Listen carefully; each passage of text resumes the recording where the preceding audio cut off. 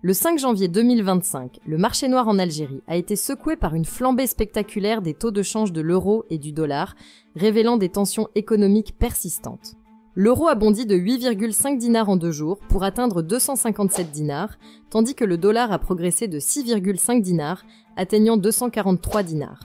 Ces hausses inattendues, survenant après une période de stabilité et les vacances d'hiver, reflètent des pressions sous-jacentes sur le marché parallèle des devises. Plusieurs facteurs expliquent cette situation. Le retard dans la mise en œuvre de la nouvelle allocation touristique a réduit l'accès aux devises par les circuits officiels, obligeant de nombreux particuliers à se tourner vers le marché noir, où l'offre est limitée.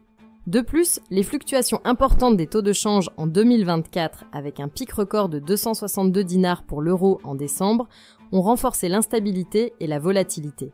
Enfin, des facteurs externes, comme des ajustements imprévus des flux financiers et une demande accrue, exacerbent la rareté des devises.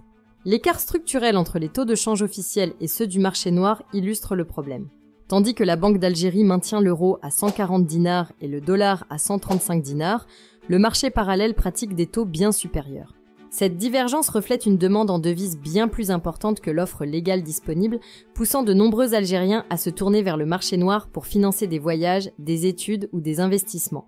L'introduction de la nouvelle allocation touristique pourrait atténuer la pression sur le marché parallèle si elle est bien gérée et suffisamment inclusive. Cependant, une application trop restrictive risquerait d'aggraver la situation.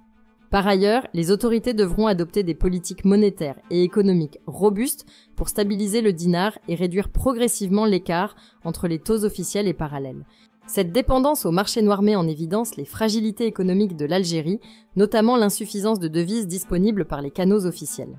Tant que ces écarts persisteront, le dinar restera vulnérable aux fluctuations des devises étrangères, avec des conséquences négatives sur les consommateurs, les échanges commerciaux et le contrôle des flux financiers par l'État. Si la vidéo d'aujourd'hui vous a plu, le lien de l'article complet est dans la description et n'oubliez pas de vous abonner.